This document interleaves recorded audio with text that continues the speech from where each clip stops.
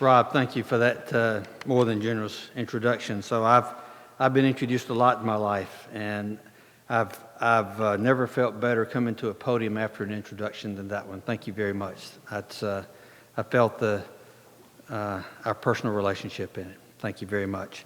Well, good evening. It's such a privilege and pleasure to be here at the Clinton School. So I presume that every speaker here, if they have a Bill Clinton story, must begin their talk with a Bill Clinton story. So I have a Bill Clinton story I'm going to tell you. So I was at a junior high school in California, and the three speakers on the program were Arnold Schwarzenegger, Bill Clinton, and Dan Jones. Now, this is a true story. I'm telling you, this is a true story. This is not a joke. So we were all volunteers for the American Heart Association, and I was there in my role as the president of the Heart Association at that time, and so we were talking about fitness and health, and there were about 200 media people there to hear our message, and I'll say that I was given several days of prep for that. And I was told very carefully over and over and over again about where to stand for photographs. This was Bill Clinton, Arnold Schwarzenegger, and I didn't care where I stood, but apparently their staffs cared where I stood and where each of them stood. And they gave me careful instructions to always be between the two of them and never let them be shoulder to shoulder in any photographs. Well, there were lots of other instructions.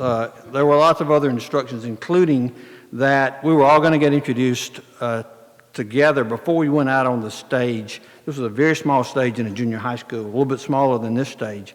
And so we were all told very carefully, don't introduce each other. You're going to be introduced before you go out there.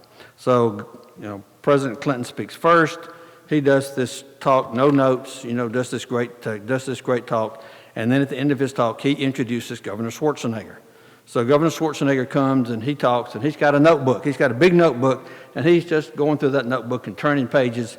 And he turns to the last page, and I'm standing here, and President Clinton is standing right on my shoulder, and he peers over my shoulder, and he looks at that last page that Governor Schwarzenegger has, and he says to me, he uses some colorful language, and I won't use all of the colorful language here. He says, I don't believe he's going to introduce you. And then he says, I think I'm going to step up there and introduce you. How about that? So he'd met me one time in my life before. Maybe he paid attention to the prep when they got to me and my biography. I don't know. But he was somehow going to volunteer to step up and introduce me. I said, Mr. President, it's all right. I've been introduced. He said, are you sure? No, I can do that. I can step up and introduce you. That's my Bill Clinton story. He wanted to introduce me that day. So I'm talking about my title that the dean gave me. I liked a lot. He suggested one. I bet he didn't think I would use this one. A personal journey through the politics of higher education in the South. So are you surprised that there's a big connection between politics and education?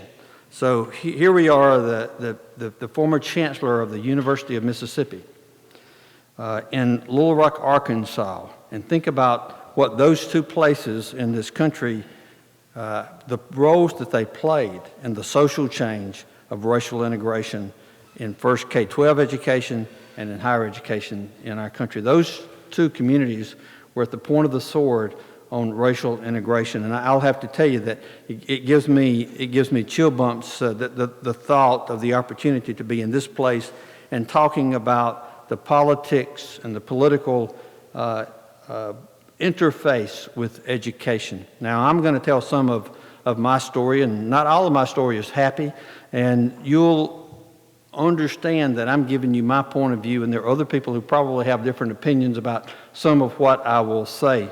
I will give you what I hope is, from my point of view, an objective assessment of the issues that we face in public life and public higher education these days.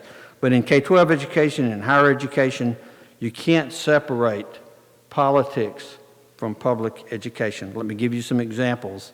Most of these are in the South, since my title included in the South. The College of Charleston in recent days, against the protest of the faculty, their board of directors at that public institution appointed a state senator to be the president of that college.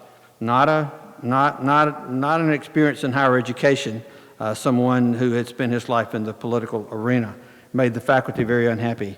Not long after that, at Florida State University, over the strong protest of the faculty, the board chose a state senator to be the president of Florida State University. At the University of Texas, in the last couple of years, their great president, Bill Powers, was pressured by their board to resign earlier than he had intended to resign. The board was a politically appointed board and influenced by other political figures to pressure Dr. Powers to move on from that position earlier. If you paid any attention to what's happening in higher education in our country, you're aware that the University of Virginia, the publicly appointed board at the University of Virginia, forced the resignation of Dr. Terry Sullivan there in similar fashion to what happened at Ole Miss after our board announced that they were not renewing my contract. There was a very large eruption from the faculty and from students and from alumni.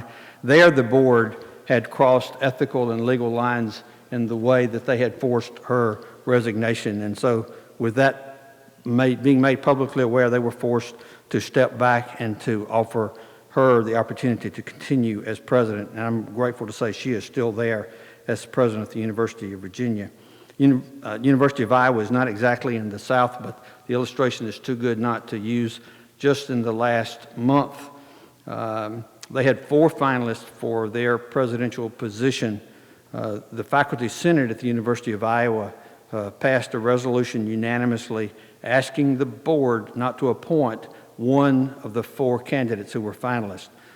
A person out of the business community, a former IBM executive who had no experience in higher education, and against the wishes of the faculty, the board appointed this person. One of the questions that was asked him in the interview process was if the board asked you to do it, would you be willing to allow the board to transfer some of the financial resources from the University of Iowa to some of the other universities in Iowa to support them? And he gave an affirmative answer that he would be willing to work with the board to make that happen.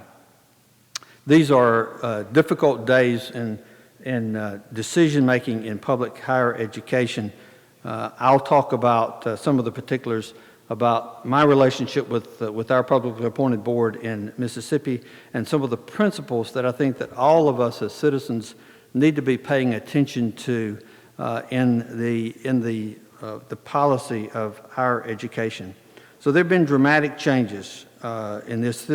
This was not like this 20 years ago. There have been dramatic changes in the last few years. So what has brought on this dramatic change in the interface between the political arena and public higher education? So let me begin with talking about the political side and not the education side.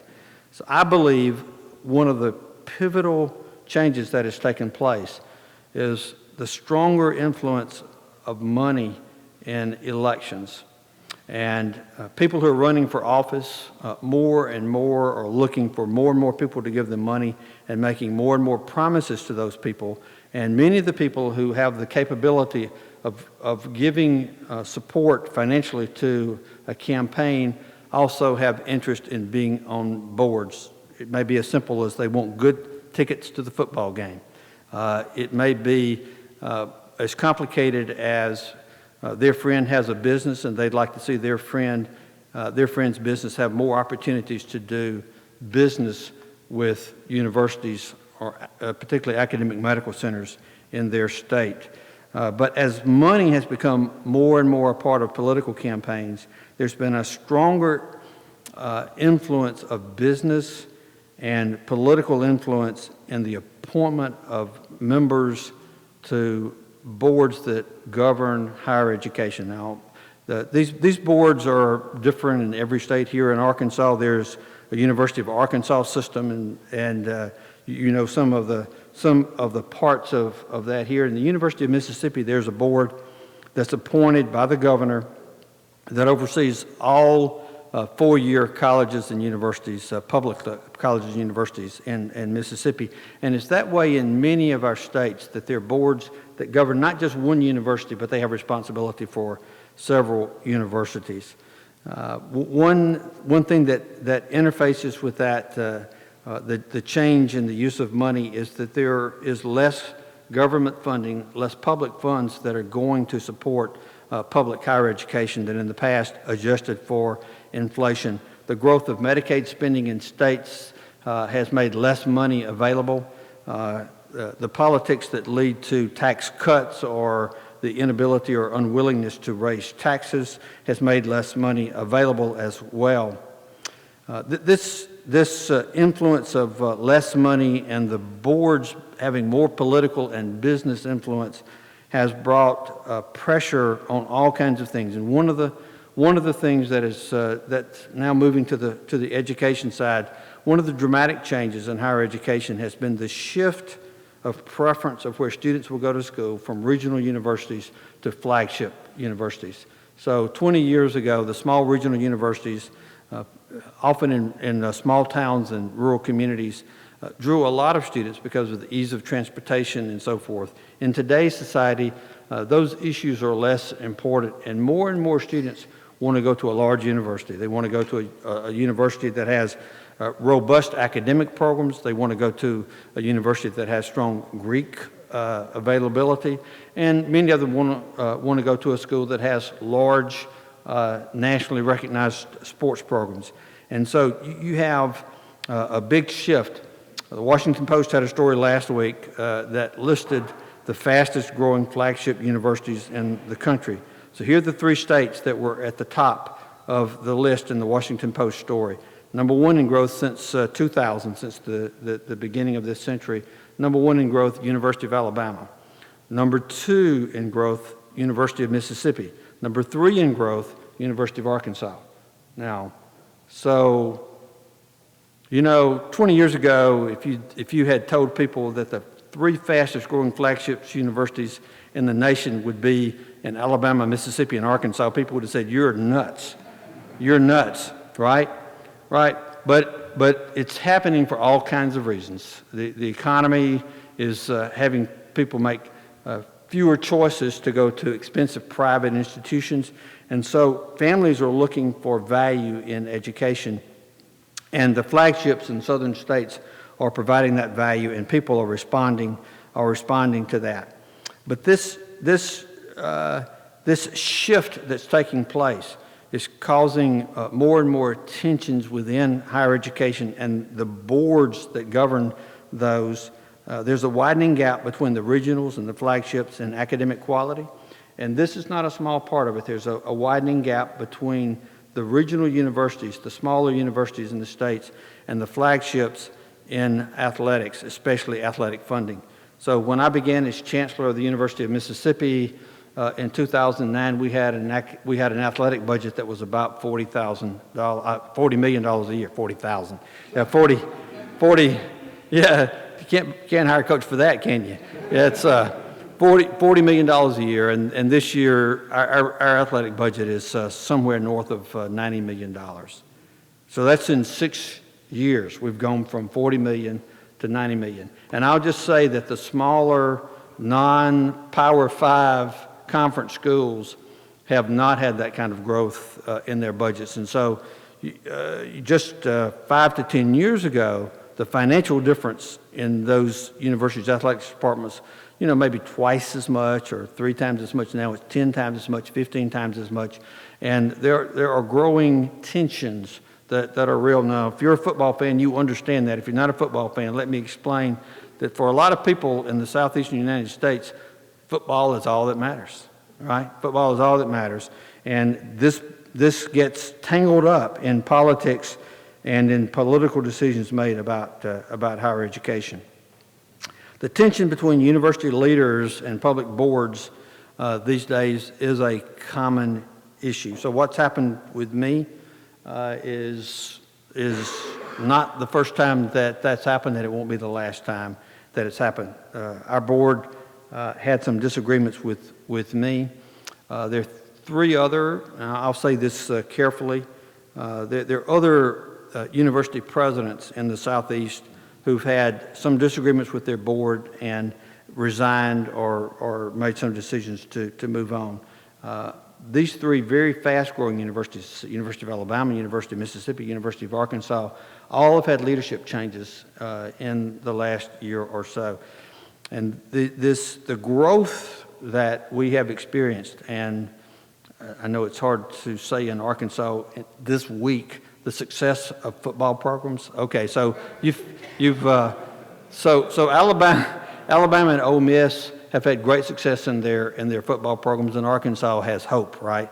And I should say humbly, you had a great game against Ole Miss last year, and I pray that you don't get revived this year in time for that to happen this year. But there is probably some relationship between the tensions that come for a board that oversees more than one university, for a university that's having so much visible success, and some of the board members are graduates of the other universities who are not faring as well and not doing as well. That may seem like, well, that couldn't possibly be right. Let me just say to you, it is. Those jealousies that come about from my school is bigger, my school is winning more football games, seep their way into the political arena and make a difference. So I know that this is being webcast, and so I know that some of my friends in Mississippi may hear some of what I say, and you'll understand if I'm careful in some of the words that I choose about some of this. But let me talk about some of the specific issues that are national issues that focused in my relationship with our board. That first one was the one I mentioned earlier, is the very impossible task that boards that govern several universities have in deciding where you're going to spend the money. And I was a vocal proponent for more money coming to the University of Mississippi. We were getting substantially less dollars per student than several of the other universities in Mississippi. And with the board and publicly, I made that an issue.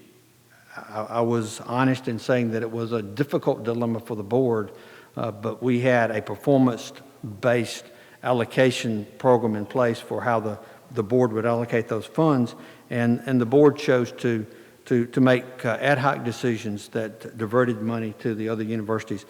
And you know, I was glad I was not having to lead some of those universities who were underfinanced and under-resourced and having trouble recruiting students. And I'm sure that some of the smaller universities in Arkansas are facing some of the same issues. But that was a point of tension, and it is a point of tension between presidents of flagship universities and boards that oversee several universities across the country. The athletic part of it is not a small part of this, and I'll just say it seeps in, and there are lots of examples of it.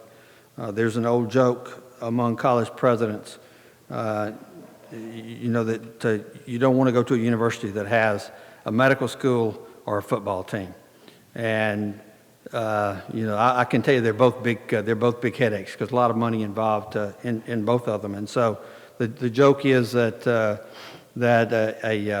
president who was still alive was having somehow a conversation with a president who had passed away and was asking him, well, are you in heaven or are you in hell? And he said, well, you know, at first I thought I was in heaven because they were treating me really good because I was made a president of a university. He says, well, are you really not in heaven? He says, no, I finally figured out I'm in hell. The university had 2 football teams and 2 medical schools. Yeah, that would be hell for a college president. That would be hell for a college president. So that brings me to the challenge of academic medical centers and the influence that they have in higher education. So a medical school is a handy thing to have. So Arkansas needs a medical school. Like Mississippi, you have many parts of your state that are underserved, and it's an important part of a university.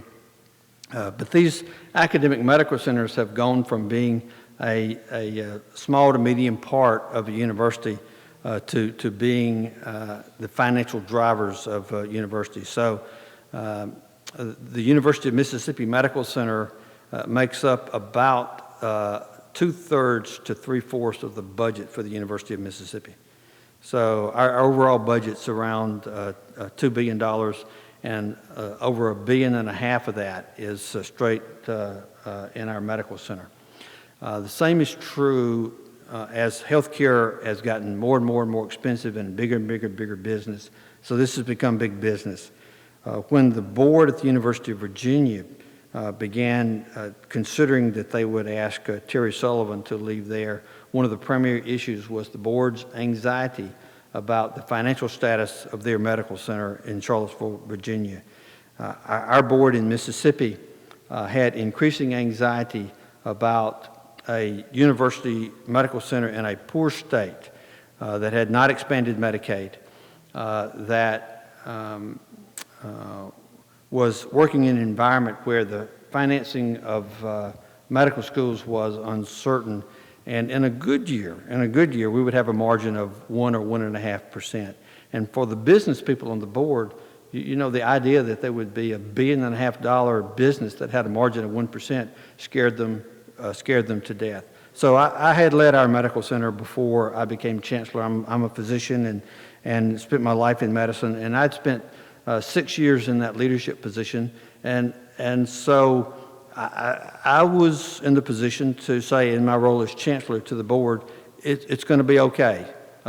You know, I know the last financial report was not real rosy, but we go through these periods of time. We've been through a recession.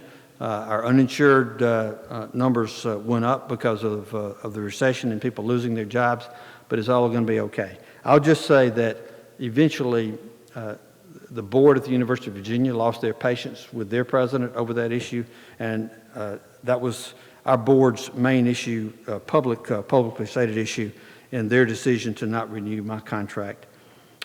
In academic medical centers, it's a big part of business, and our board made the decision that though state law and accreditation standards and our own board policy required that the chancellor of the university select the leader of our medical center campus, some of our board members wanted to move that responsibility to the board. That was an operational issue. The accrediting agencies don't allow that because they want the board to be involved in policy decisions and not in making operational decisions. They don't want them hiring vice presidents or vice chancellors. They don't want them hiring athletic directors or coaches. God forbid that the board would get involved in hiring coaches.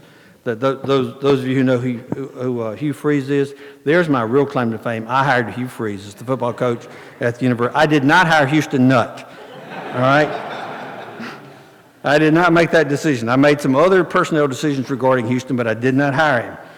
All right, so these are all national issues, probably more focused in the South because of the nature of our politics in the South.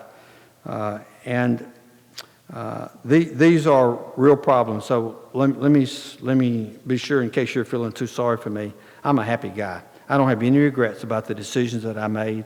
I don't have any regrets about trying to help the board move more toward policy and away from operational decisions. I don't have any regrets about standing up and protecting our faculty from not being involved in the selection of the leader of our medical center. I don't have any regrets about any of that. I do regret that I'm not the chancellor of the University of Mississippi, because it was a real neat job to have. And I'd love to still be the chancellor, but I'm okay. As Rob told you, I've got a fancy title at our medical center. I've spent most of my life in medical research, medical teaching, and patient care, and I'm pleased to be back in a position that's one that's happy and fulfilling for me and gives me the opportunity to make the world a better place in a way that's different from being chancellor of the university. One of the things that I really feared or regretted about not being able to continue as chancellor was the fact that being chancellor gives you such a great bully pulpit. But when invitations come like this one, Mr. Dean, thank you for this bully pulpit tonight. It's okay. And I'm glad for chancellors like this to be able to say the things that are important and passionate to me. So I've got just a few moments left, and I want to close with a plea to all of us, but particularly to the students. So I can't tell you how proud I am of students who choose to pursue a graduate degree in the area of public service, public policy and public service. So what I find about those students as they're undergraduates at the University of Mississippi is that most of them don't have making a lot of money on their mind. What they have on their mind is trying to make the world a better place and finding a way to do that. And I'm very proud of students who do that. Tonight, as I do on other very special occasions, and I consider this a very special occasion, I'm wearing my father's cufflinks. I wear my father's cufflinks to remind me of my mentor in the area of service. My father was my mainmost mentor. He passed away a number of years ago, but this is a story, one of my favorite stories, of how my father taught me about service and keeping in mind the most vulnerable in society. So our family had been living in South Korea. I was working in a mission hospital. We've been gone for 4 years and just home for a few weeks during the summer. And first time I'd seen my mom and dad in quite a while. And we were going to have dinner with them at their house on a Friday evening, and it was a big deal for all of us because we'd not seen each other a lot, and they were able to see the grandkids and all of that. So my mom was really excited. She'd worked hard in the kitchen all week to have everything ready, and so when we get to the house, I can see she is in a really bad mood. Now, it's not hard to tell when my mother's in a bad mood, but she was in a really foul mood to say, so what's going on, Mom? So, and my father was not there. And so she said, your father has gone off to help one of those people again. And so, what do you mean? Well, is this man in jail that he's somehow gotten a relationship with, and the judge has said that he will let him out of jail if he can get a job. But he can't get a job unless he's got his commercial driver's license, and he lost his commercial driver's license and whatever happened to him to get himself in jail. And so there was only one day a week that this place in Jackson, which was about 40 miles away, gave the test for somebody to get their commercial driver's license. So on this day that his son, who was coming home from serving 4 years as a medical missionary in Korea, and the contracted amount of time we were going to have there, on that day was the day that they were given that test. And he drove to the jail, and, with the jailer's permission, got this young man out of jail, drove him to the driver's license testing place and waited for him to get his commercial driver's license test done, and then brought him back to the jail. And then about 2 hours late, showed up at his house for his reunion with his son and his family. Now you think about that for a minute. Just think about what went through my father's mind. Now my mom, she's probably still mad about that. She probably hadn't gotten over that because she wanted to be sure that we felt loved and cared for. But here's what my father knew. My father knew that I had no doubt about his love, that he could be however late, and that, my love for him and his love for me was secure. He also knew that my love for God and God's love for me was secure, that I knew that God loved me and that there was no doubt about that. He also knew that this young man in jail didn't know those things. He didn't know if he was loved. He didn't know how God felt about him. He didn't know how his family felt about him.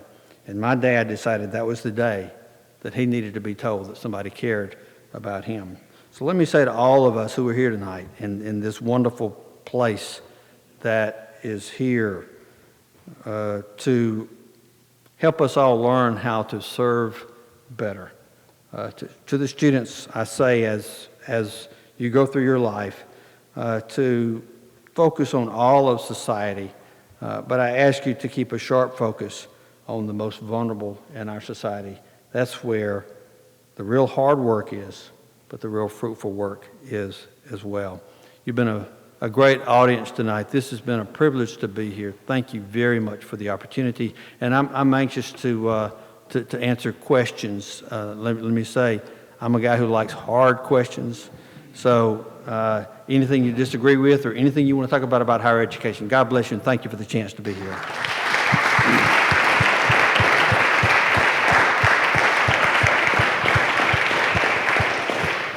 Okay, questions? Yes, sir. I would love to hear your comments about the payout for Houston Nut as it impacted the finances of the university. And also, too, you mentioned the medical research.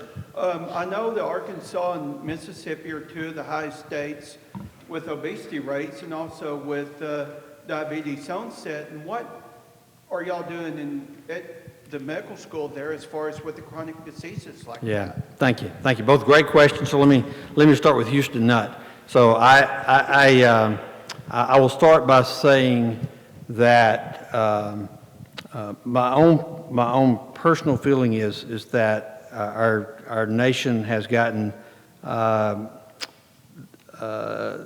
college football, college athletics, in the wrong perspective. We're spending way too much money on it. The challenge I had as a university president, chancellor, was that I couldn't figure out a way to go from point A to point B to solve that. So there are issues that only Congress can solve in terms of our ability to cap salaries and so forth. It's a very difficult dilemma, but I'll say it's a large societal problem, and we spend way too much money. And all of our football coaches, including Hugh Freeze, that just a few months ago, I signed a new contract for more than $4 million. There's not an SEC West football coach who's not making $4 million or more. So on Houston Nut, I simply fulfilled the contractual obligations that were in place. So was that a good contract? Yeah. So the reality is that you can't get who you want in the Power 5 conferences without signing a bad contract. That includes a large payout if you decide they're not going to be your coach anymore. It's bad. It's somewhere close to immoral. And as a college chancellor, I really had a strong interest in trying to fix it, but I couldn't figure out how to do it. I'd love to. Obesity research. So my own personal interest. I got a lot of titles. My main job is as the Clinical and Population Science Director for the Mississippi Obesity Research Center. So we are investing large amounts of time, energy, and effort, private funds, government funds, basic science, population science, clinical science, trying to find a solution. So you mentioned diabetes. Hypertension has been a big area of focus of my research over the years. And we've found better solutions through science for hypertension and diabetes, not cures, but better management. We haven't found that for obesity yet, but we will. The science, just like there was a lot of basic science that went on for years before we began to unravel and understand hypertension and diabetes, same thing's going on with obesity, and we're going to find the answer. Science is going to help us. I believe it is. Yeah. Hunter, we have a question right here. Thank you so much for being here. You spoke very eloquently about the challenges facing higher education nationally as well as regionally. I was wondering if you could talk a little bit about some of the solutions that you see, and particularly looking at the lens of the culture of change in higher education, especially the grassroots level change of faculty, and how that impacts these issues that you talked about. Yeah, thank you for that. So I believe that we as a society need to make a larger investment of public dollars in public higher education. Now, can we do a better job of controlling cost? No question about that. So if you walk through our campus at the University of Mississippi, and I'm sure at the University of Arkansas and every flagship university, you'll see some places where our students eat, sleep, and work out that are fancier than the places you sleep, eat, and work out. And part of that is driven by the reality that so much of our revenue comes from tuition now. And how much tuition we get is driven by how many students we can talk into coming into our university. And so we use the same marketing tools that the rest of the world does. We make things look shiny and fancy, and those things are expensive. We can do a better job of managing all of that if we have less dependency on tuition as the primary source of revenue. But that will mean more public dollars going into public higher education. You can't do it for nothing. It does cost something. In Texas, they've been trying to promote a $10,000 4-year degree. I'll just say I don't want any of my grandchildren getting one of those $10,000 degrees. It is a tough problem. So we used to be the best in the world at K-12 education in this country. We had the best K-12 system of education of all countries. We are not in the top 50 now. So we gave it away.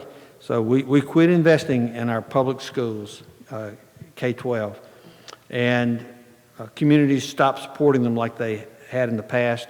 In the South, we created a new form of segregation in private schools and public schools, and that has diverted resources from public education.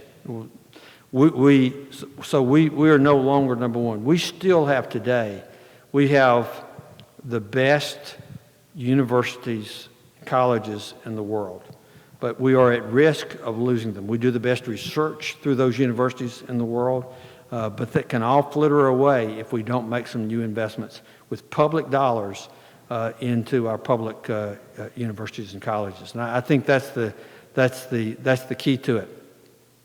When I was a child in the 1950s and 60s, the American dream was available to every white person in the South. Not to every black person, but to every white person in the South. So my father was a pastor of small rural churches, and my mama was a public school teacher. We didn't have much money. I did summer jobs, got a little bit of scholarship money, and the cost of an education then was under $2,000 at any public or private university in Mississippi. That is not true today. A kid can't work summer jobs, work a little bit at school, get a little bit of scholarship money, and pay their way through college anymore. And you know, the reality is that the American dream is being closed to a lot of families, and that is a real shame, and it will hurt our country. Even if you're not a compassionate person, it is bad economics for us not to give more people the pathway to the great American dream. Sorry for the little sermonette. Yes, question right back here. Hi, Xochitl Delgado Solorzano. I'm a first-year student here at the Clinton School. The demographics of the southern states has been changing dramatically with the growth of the Latino population. And one of the criticisms that Chancellor Gearhart faced during his time or in the last few years was his support of Dreamers at the University of Arkansas. Did the University of Mississippi face something similar? I'm not sure of the growth of the Latino population in Mississippi, but how do you think that's going to play out in southern states and in the country? Yeah, We have, it's less of an issue in Mississippi because we have a smaller Latino population, but it's growing like it is everywhere. I'll say that we're dealing with that mostly on an ad hoc basis right now, trying to be sure that all of those students are taken care of. There are a number of issues that your chancellor faced here that we face in Mississippi that you have to pick and choose when it's politically possible to get some policy change made. So that's not just having laws changed, but even policy changes that you want to make on your own university campus, because again, there are political figures who are deciding your budget and so forth. So you have to pick and choose. And so far, that's not been a large issue in Mississippi, but it's going to be an increasing issue across the country. My own feeling about access to public higher education is the same it is for health care. So the American Heart Association was a leader in trying to bring about health care reform in our country before the passage of the Affordable Care Act. And if you look at our documents carefully, we called for access to health care for all people living in America. And I have the same feeling about access to public higher education. All people living in America. I know that's not a political position that everybody agrees with. Yes, you have a question? Dr. Jones, I graduated from Ole Miss, and so did my wife. Howdy toddy. Howdy toddy. And I want to thank you for hiring Hugh Freeze, by the way. That was mighty good. Thank you. But we were very, I live here and have been here for 7 or 8 years, and we love it in Arkansas, too.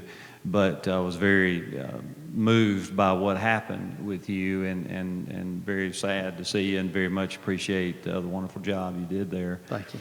But it also afterwards really brought a lot of light on the college board and its power, and you alluded to the problems with that earlier, but a lot of talk came about removing that power and allowing the universities to appoint the chancellor. And I just wonder, if there's been any progress on that, or if you ever think it will be something that happens, or will it just be the same old, same old? I don't know. It's a great question. Let me, I'll try to give a short history lesson. In the 1930s, we had a bad governor named Bilbo, and he did a lot of things that hurt our state. But one of the things he did was in his role as governor, he fired several of the university presidents that he thought were too liberal, so he shouldn't have done that. That wasn't his authority to do, but he did it, and several of those universities lost their accreditation for a period of time. In response to that, our state passed a constitutional amendment that formed a very independent board for the oversight of public higher education that would insulate it from the political influence that Bilbo had used to fire those presidents. And during each gubernatorial term, the governor appoints a third of that board. So I mentioned earlier how much political influence has crept into that appointment process. And you're seeing in many states, and Texas is a good example if you want to read about it, before Governor Perry left office there. He was using a lot of pressure on boards, public education, higher education boards there. So in Mississippi and in some other states, this was created in a way that these board members couldn't be fired, and that theoretically free of political influence. Now, they're not free of political influence, but theoretically they are. But one of the points of independence is that once they get appointed by the governor, they're there for the duration of their term, and there's not a mechanism for unappointing them. And so it will require a constitutional amendment in Mississippi to change that governance structure. It is hard to get constitutional amendments passed. 2/3 vote in both houses, and then a majority vote from the electorate. It's a long and hard process. I don't know what will happen. Back in the summer, when tensions were high, there was a lot of passion, including among members of the legislature. Legislature goes in session in January. I suspect some passions will have cooled by then. I'm anxious to see what the legislature does, whether they're going to take action on this. I'll say that in today's environment, that boards that oversee all of the universities in a state are in an impossible position. They just, they have decisions to make, and you wind up with boards asking candidates for positions in flagship universities like the board at the University of Iowa did, are you willing to give up some of your money for these other schools? And you're not going to have ideal leadership coming into universities that way. So I don't know. We'll see what happens in the winter and spring. I'm hopeful. Any other questions? Well, Dan, let me say that a couple of weeks ago, I was at the University of Mississippi. I walked through the Grove with a cup of coffee in hand, stopping to talk to students. Went to the Lyceum, where your office was, where James Meredith and others were engaged, taught classes, spoke to your leadership council, and I want you to know that they still love you at Ole Miss, and they miss you at Ole Miss. And I also want to say that since I've been going to your campus, I appreciate the welcome, the hospitality, and you have brought to the Clinton School some really outstanding students, some of which are sitting right here. But I appreciate that, and I think the connection between the public policy, Trent Lott, and the public service, Bill Clinton, is a natural. So Thank you all very much for coming. The Chancellor of the University of Mississippi, who did a great job.